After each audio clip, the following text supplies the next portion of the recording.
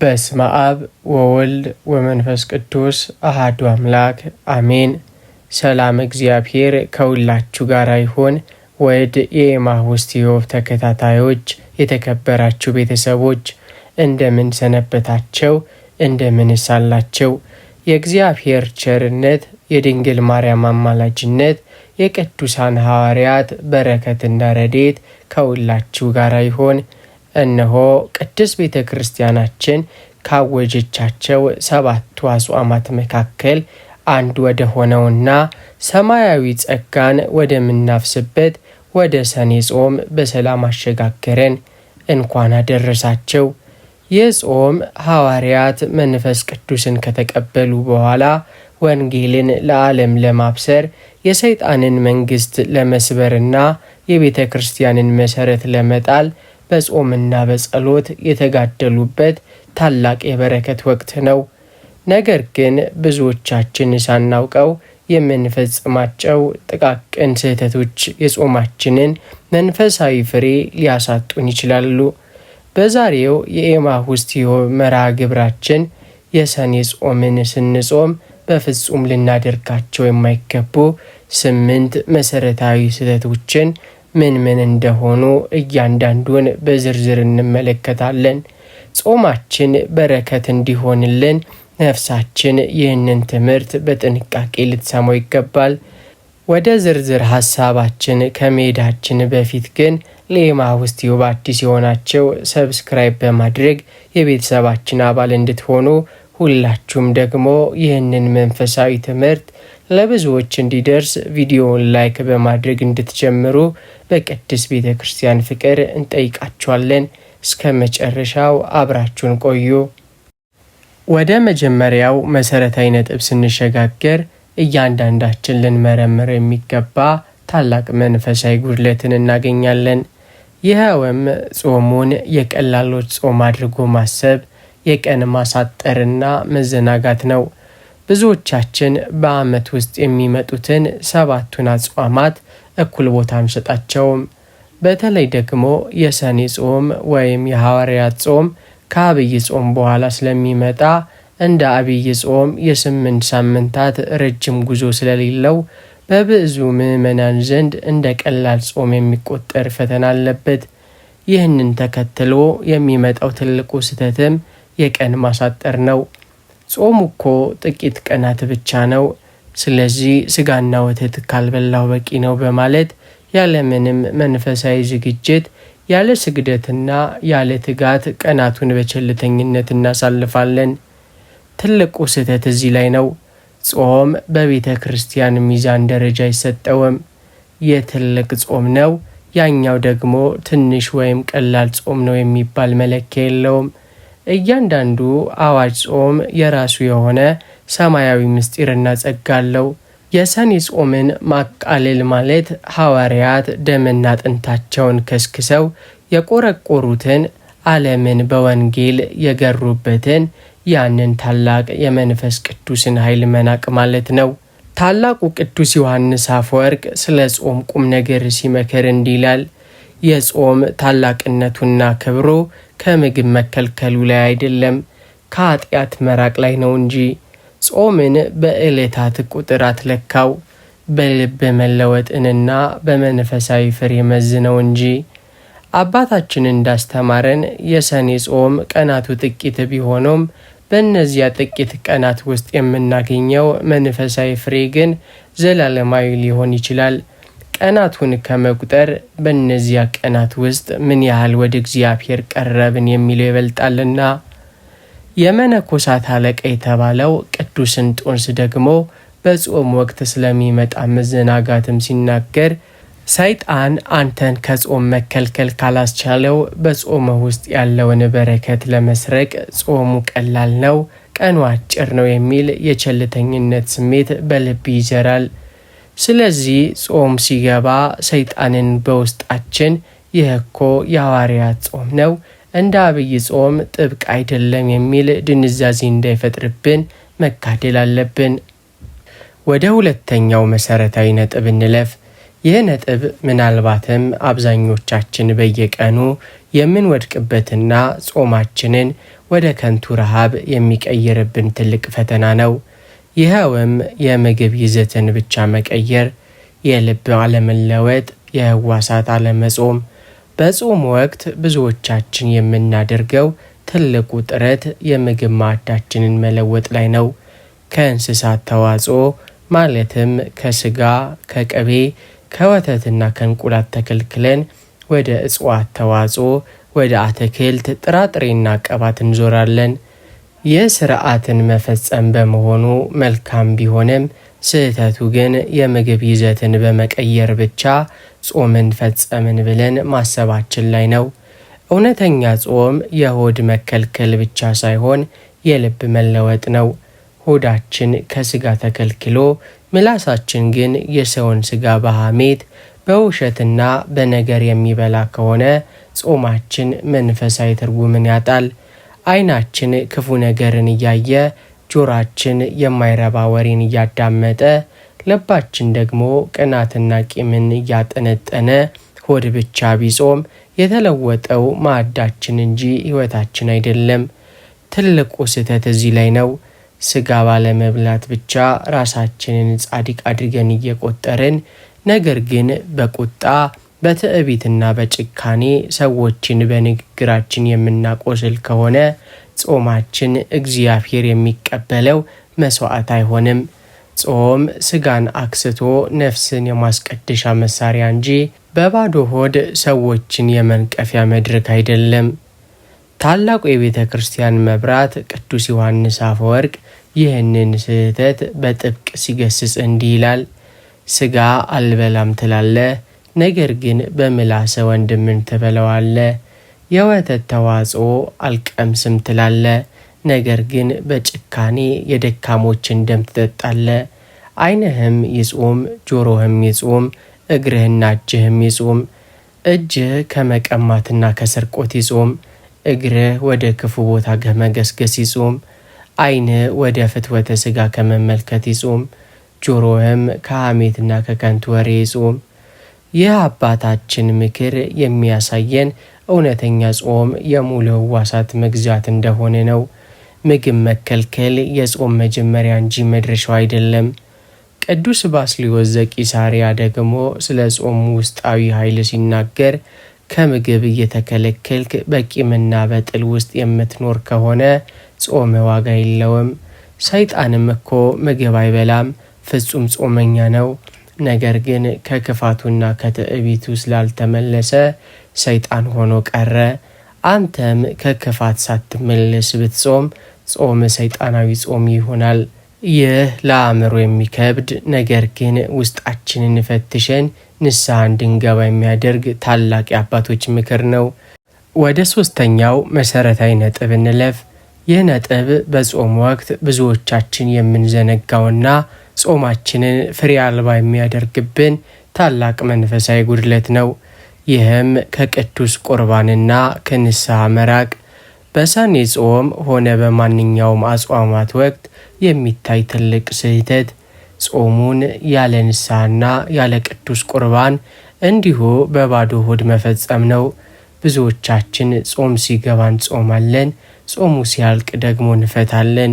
ነገር ግን በዚህ የጾም ወቅት ወደ ንስሐ አባት ቀርበን ኃጢአታችንን ተናዘን ሕይወታችንን መርምረንና ሥጋ ወደሙን ተቀብለን ከመለኮት ጋር ለመዋሃድ አንተጋም። ጾም ማለት በጥቅሉ የዝግጅት ወቅት ነው። የሚዘጋጀው ደግሞ ለሰማያዊ ማዕድ ለቅዱስ ቁርባን ነው። ንስሐ ሳይገቡና ሥጋ ወደሙን ሳይቀበሉ ዝም ብሎ መጾም ልክ ለአንድ ትልቅ ሰርግ ጌጣጌጥና ልብስ አዘጋጅቶ ሰርጉ ላይ ሳይገቡ እንደ መቅረት ይቆጠራል። ጾም ነፍስን የማንጻት ሂደት ሲሆን፣ ንስሐ ደግሞ የቆሸሸውን የነፍስ ልብስ ማጠቢያ፣ ቅዱስ ቁርባን ደግሞ ነፍስን የጽድቅ ጌጥ ማልበሻ ነው። ትልቁ ስህተት እዚህ ላይ ነው። እኔ ገና ነኝ አልበቃሁም በሚል የሐሰት ትሕትና ከንስሐ ከቅዱስ ቁርባን መሸሽ ሰይጣናዊ ተንኮል ነው። ጾምን እየጾምን ከነፍስ አባት የምንርቅ ከሆነ ጾማችን በራሳችን ጽድቅ የመመኪያና ራሳችንን እንደ ጻድቅ የምንቆጥርበት የትዕቢት መንገድ ይሆንብናል። የቤተ ክርስቲያን መብራት ቅዱስ ዮሐንስ አፈወርቅ ስለዚህ ጉዳይ ሲናገር እንዲህ ይላል። ከኃጢአት ሳትነጻና ሳትቀደስ ወደ ቅዱስ ቁርባን አትቅረብ። ነገር ግን ከንስሐና ከቅዱስ ቁርባን ማትራቅ። ጾም የሚጠቅመው ነፍስን አዘጋጅቶ ለቅዱስ ቁርባን የበቃች ሲያደርጋት ነው። ያለ ንስሐ የሚጾም ሰው ውሃ በሌለበት ምድረ በዳ ድንኳን እንደመትከል ነው። ድንኳኑ አለ፣ ነገር ግን የሚጠጣ ውሃ የለም። አባታችን እንዳለው ንስሐና ቁርባን የሌለው ጾም ፍሬ የሌለው ደረቅ ዛፍ ነው። ጻድቁ አባታችን አቡነ ገብረ መንፈስ ቅዱስና ሌሎችም የገዳም አባቶች በጾም ወቅት ስላላቸው ትጋት በገድላዊ ሕይወታቸው የምንማረው ታላቅ ትምህርት አለ። አባቶች ወደ በረሃ ወይም ወደ ጾም ሲገቡ መጀመሪያ የሚያደርጉት ነገር ቢኖር በንስሐ ተለይተው በሥጋ ወደሙ ታተመው ነው። ምክንያቱም የሰይጣንን የፈተና ፍላጻ መቋቋም የሚቻለው በጾም ብቻ ሳይሆን በውስጣችን ባለው በክርስቶስ ሥጋና ደም አማካኝነት በመሆኑ ነው። ቅዱስ ኤፍሬም ሶርያዊው በጸሎቱ ላይ እንዲህ ይላል። አምላኬ ሆይ ስጾም የንስሐን እንባ ስጠኝ። ጾሜ እንዲሁ የሥጋ መጎሳቆል ብቻ ሆኖ እንዳይቀር በንስሐ ልቤን አድስልኝ። ወደ አራተኛውና መሠረታዊ ነጥብ ስናልፍ ይህ ነጥብ ጾማችንን ወደ እግዚአብሔር ፊት የሚያደርስ ለጸሎታችንም ክንፍ የሚሆን ታላቅ መንፈሳዊ መሳሪያ ነው። ይኸውም ምጽዋትንና ቸርነትን መዘንጋት። በሰኔ ጾም ወቅት የሚፈጸመው ሌላው ትልቅ ስህተት ምጽዋትን ለተቸገሩት ማካፈልን መዘንጋት ነው። ብዙዎቻችን ጾም ሲባል ከምግብ መከልከል ብቻ ይመስለናል። ነገር ግን እውነተኛ ጾም ከራሳችን ጉሮሮና ማዕድ ቀንሰን ለሌሎች የምንሰጥበት የፍቅር ወራት ነው። በጾም ምክንያት በቤታችን የሚተርፈውን ምግብና ገንዘብ ለተራቡና ለተቸገሩ ወገኖቻችን ሳንሰጥ እንዲሁ በኪሳችንና በጎተራችን አከማችተን የምንጾም ከሆነ ጾማችን መንፈሳዊ ፍሬ አይኖረውም። ምጽዋት የሌለው ጾም ክንፍ እንደሌለው ወፍ ነው። ከመሬት ተነስቶ ወደ ሰማይ መብረርና እግዚአብሔር ዘንድ መድረስ አይችልም። ትልቁ ስህተት እዚህ ላይ ነው። እኔ ራሴ ተቸግር ያለው የምሰጠው የለኝም በሚል ሰበብ እጅን ጨብቶ መጾም ስህተት ነው። ምጽዋት የሚለካው በተሰጠው ገንዘብ ብዛት ሳይሆን በልብ ቅንነትና ፍቅር ነው። ለአንድ የተጠማ ሰው የሚሰጥ አንዲት ኩባያ ቀዝቃዛ ውሃ እንኳ በእግዚአብሔር ፊት ታላቅ ዋጋ አላት። እግዚአብሔር በነቢዩ ኢሳይያስ አድርጎ ስለ እውነተኛ ጾም ሲናገር እንዲህ ይላል። እኔ የመረጥኩት ጾም ይህን አይደለም፣ እንጀራህን ለተራበ እንድትቆርስ፣ ስደተኞቹን ድሆች ወደ ቤት እንድታስገባ፣ ራቁትንስ ብታየው እንድታለብሱ አይደለምን? ትንቢተ ኢሳይያስ ምዕራፍ 58 ከቁጥር 6 እስከ 7። ይህ ቃል የሚያሳየን እግዚአብሔር ከባዶ ሆዷችን ይልቅ ለተቸገሩት የምንዘረጋውን እጃችንን እንደሚመለከት ነው። ታላቁ ቅዱስ ዮሐንስ አፈወርቅ ስለ ጾምና ምጽዋት ትስስር ሲያስረዳ እንዲህ ይላል። ከምግብ በመከልከል ያተረፍከውን ገንዘብ ለምንድን ነው በሳጥን የምታስቀምጠው? የጾም ትርፍ የድሆች ምግብ ሊሆን ይገባል። አንተ ማዕድህን ስታቀልል የሌላው ወንድም ማዕድ መሙላት አለበት። ድሃው ካልበላ አንተ የጾምከው ጾም የንፍገት እንጂ የጽድቅ አይሆንም። ቅዱስ አውግስጢኖስም በተመሳሳይ መልኩ እንዲህ በማለት ይመክራል። ጸሎት ወደ ሰማይ እንዲበር ከፈለግ 2 ክንፎችን ስጠው፣ እነርሱም ጾምና ምጽዋት ናቸው ይለናል። ወደ 5ኛው ነጥብ ስናልፍ በሰኔ ጾም ወቅት የሚታይ ሌላው ትልቅ ስህተት በጾም ሰዓታትና በስርዓቱ ላይ መዘናጋት ነው። ብዙዎቻችን የሰኔ ጾም ቀኑ አጭር ነው ወይም የሥራ ወቅት ስለሆነ ይደክመኛል በሚሉ ሰበቦች የጾም ሰዓት ሳይደርስ ቀኑ ሳይጋመስ ማዕድ እንቀርባለን። የኦርቶዶክስ ተዋሕዶ ቤተ ክርስቲያን ስርዓት እንደሚያስተምረን በማንኛውም የአዋጅ ጾም ወቅት የዕድሜ፣ የጤና ወይም የልዩ ምክንያት መፍቀጃ ከንስሐ አባት ካልተሰጠ በቀር ቢያንስ እስከ 9 ሰዓት መጾም ስርዓት ነው። ነገር ግን አንዳንዶች ጠዋት 2 ወይም 3 ሰዓት ላይ የጾም ምግብ በመመገብ እኔ እኮ ስጋ አልበላሁም እየጾምኩ ነው ይላሉ። ይህ መጾም ሳይሆን የምግብ አይነት መቀየር ብቻ ነው።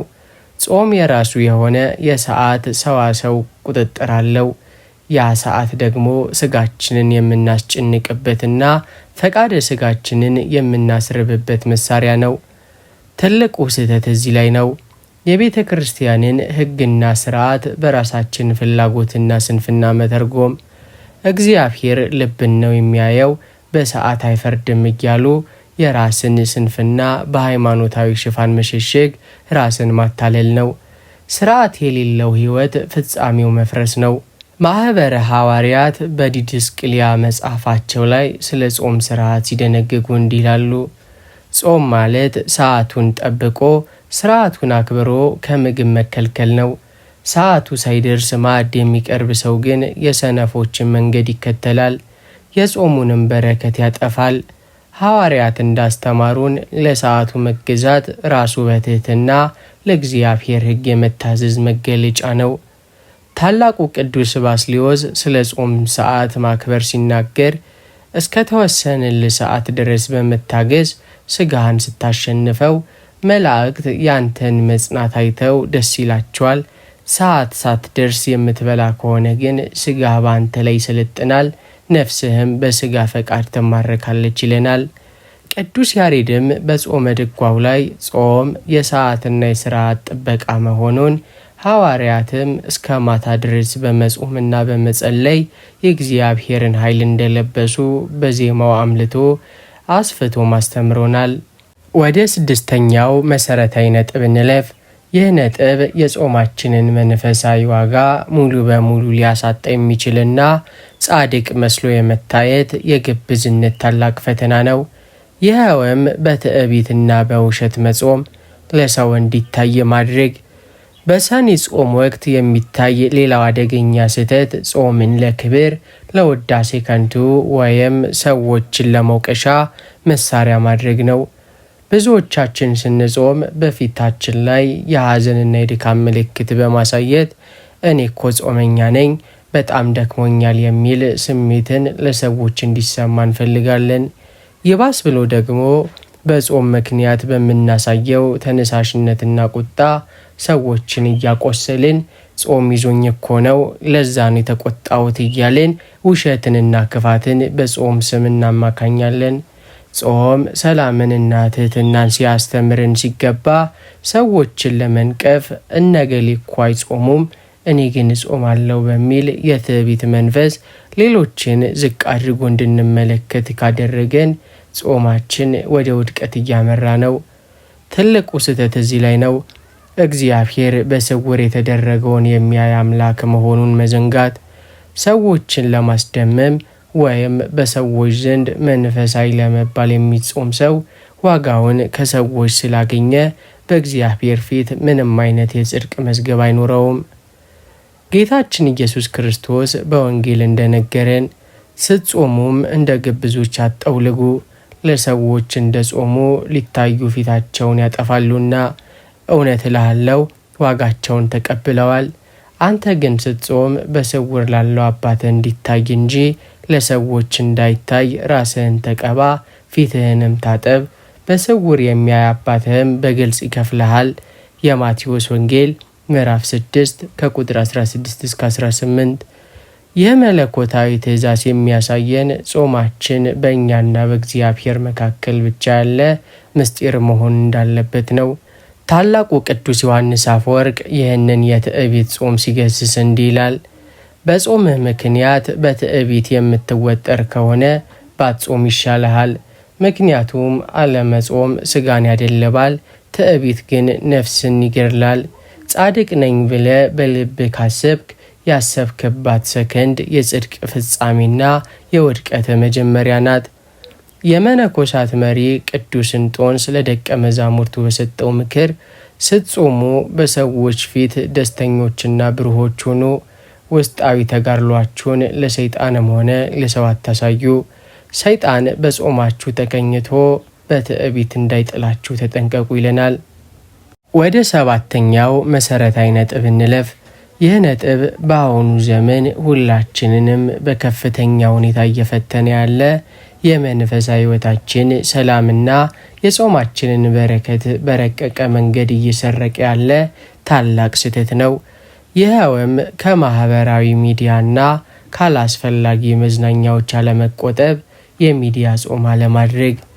በዚህ በቴክኖሎጂ ዘመን በጾም ወቅት የሚፈጸሙ ትልቁና አዲሱ ስህተት የሚዲያ ጾም አለማድረግ ነው።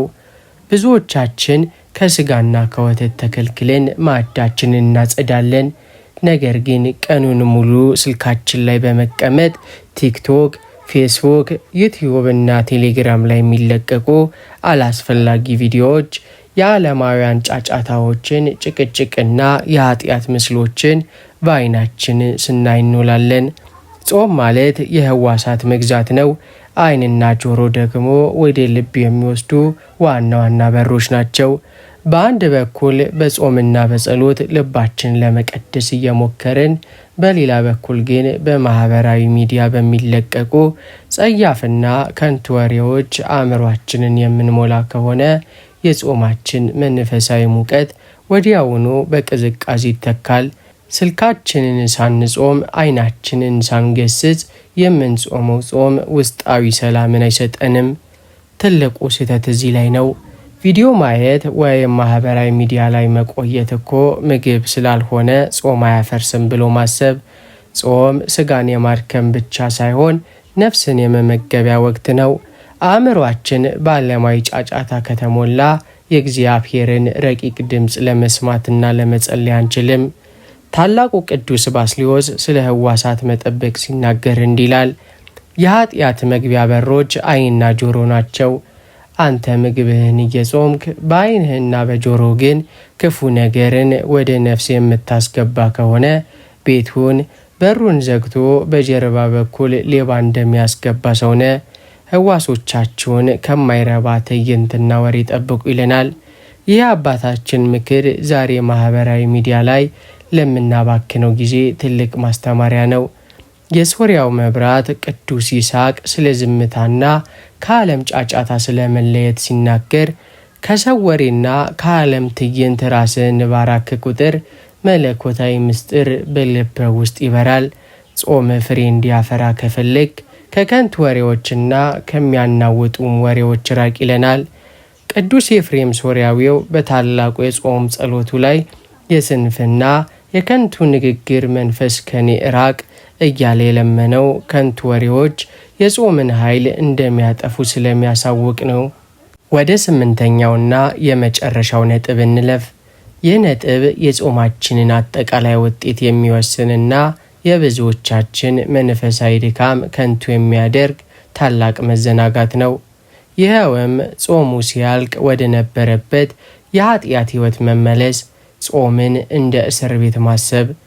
በሰኔ ጾምም ሆነ በማናቸውም አጽዋማት ማክተሚያ ላይ የሚሰራው ትልቁና ገዳዩ ስህተት ነው። ጾሙ እንደተፈታ ወዲያውኑ ወደ ቀድሞ መጥፎ አመላችን፣ ኃጢአታችንና ስድባችን መመለስ ነው። ብዙዎቻችን ጾሙ እስኪያልቅ ድረስ ቀናትን በጉጉት እንቆጥራለን። ጾሙ ሲፈታ ግን ልክ ከእስር ቤት እንደተፈታ ሰው መንፈሳዊ ሕይወታችንን ሙሉ በሙሉ እንለውጣለን። ጾም ማለት መንፈሳዊ ልምምድ የምናደርግበት፣ ትዕግስትን፣ ፍቅርንና ራስን መግዛትን የምንማርበት ታላቅ ትምህርት ቤት ነው። በትምህርት ቤት የተማረው ተማሪ ትምህርቱን ጨርሶ ሲወጣ የተሻለ ሰው መሆን እንዳለበት ሁሉ እኛም ከጾም ስንወጣ፣ ነገር ግን ጾሙ ሲያልቅ ጸሎቱን ትተን ወደ ጭፈራና ወደ ቂምና ጥል የምንመለስ ከሆነ ጾማችን ጊዜያዊ መታቀብ እንጂ እውነተኛ መለወጥ አልነበረም ማለት ነው። ትልቁ ስህተት እዚህ ላይ ነው። ጾምን እንደ ከባድ ቀንበር ወይም እንደ ቅጣት ማየት። ጾሙ አለቀ፣ አሁን ነፃ ወጣን የሚል ስሜት በውስጣችን ካለ ጾምን የወደድነው በረከት ፍለጋ ሳይሆን በግዴታ መሆኑን ያሳያል። ይህ ደግሞ በጾም ወቅት የደከምነውን መንፈሳዊ ትርፍ በአንድ ቀን እንድንከስር ያደርገናል። ታላቁ ቅዱስ ዮሐንስ አፈወርቅ ጾም ሲፈታ ምዕመናን የሚዘናጉትን ስህተት ሲገስስ እንዲህ ይላል። ጾም ተፈታ ማለት ኃጢአት ተፈቀደ ማለት አይደለም። ማዕዱ ተለወጠ ማለት ስርዓተ እግዚአብሔር ተሻረ ማለት አይደለም። ጾሙ ቢያበቃም የጾሙ ፍሬ ግን በሕይወት ዘመን ሁሉ አብሮ ሊኖር ይገባል። ከጾም ከወጣ በኋላ ወደ ቀደመው ኃጢአት የምትመለስ ከሆነ በጾም ወቅት የደከምከው ድካም ሁሉ ዋጋ ቢስ ይሆናል። ይህ አባታችን ምክር ጾም የሕይወት መለወጫ እንጂ የጊዜ ማሳለፊያ እንዳልሆነ ያስገነዝበናል። ቅዱስ ኤፍሬም ሶርያዊው ስለ ጾም ፍጻሜ ሲናገር የጦር ፈረስ ከጦርነት በኋላም ቢሆን ኃይሉንና መጋለቡን አያቆምም። አንተም ከጾም ሜዳ ስትወጣ መንፈሳዊ ጋሻህንና ሰይፍህን ማለትም ጸሎትንና ትሕትናህን አትጣል። ሰይጣን አንተን ለመጣል የሚመጣው ጾሙ ሲያልቅና ስትዘናጋ ነው ይለናል። ቅዱስ ቄርሎስ ዘኢየሩሳሌምም በጥምቀትና በጾም ወቅት ያገኘኸውን ጸጋ ጾም ከተፈታ በኋላ በንቃት እንድትጠብቀው፣ ካልሆነ ግን ጠላት ሰይጣን በድርብ ኃይል መጥቶ የተሰበሰበውን መንፈሳዊ ሀብት እንደሚዘርፈን ያስጠነቅቀናል። ወድ የኤማሁስ ቲዩብ ቤተሰቦች፣ ጾም ማለት ለተወሰነ ጊዜ ተጭኖን የሚነሳ ከባድ ሸክም አይደለም፣ ነፍሳችንን የምናጸናበት የጽድቅ መሰረት እንጂ። ስለዚህ በዚህ በጸኔ ጾም የምናገኘውን ትዕግስት፣ ጸሎትና ፍቅር ጾሙ ካለቀም በኋላ በሕይወታችን ልናስቀጥለው ይገባል። እግዚአብሔር ጾማችንን የበረከትና የቅድስና ያድርግልን። የተወደዳቸው የኤማሁስ ቲዩብ ቤተሰቦች፣ ዛሬ የተመለከትናቸው እነዚህን 8 መሰረታዊ ስህተቶች ከሕይወታችን አስወግደን የቅዱሳን ሐዋርያትን ፈለግ ተከትለን የምንጾምበት ኃይልና ማስተዋል እግዚአብሔር አምላክ ለሁላችንም ይስጠን። ቪዲዮው መንፈሳዊ እውቀትን የጨመረላችሁ ከሆነ ለሌሎች ወንድም እህቶቻችን ሼር ማድረጋችሁን፣ ሐሳባችሁን በኮሜንት መግለጻችሁንና ላይክ ማድረጋችሁን አትርሱ። በሚቀጥለው ቪዲዮ እስከምንገናኝ የቅዱሳን ሐዋርያት በረከት አይለየን። ወስብሐት ለእግዚአብሔር። አሜን።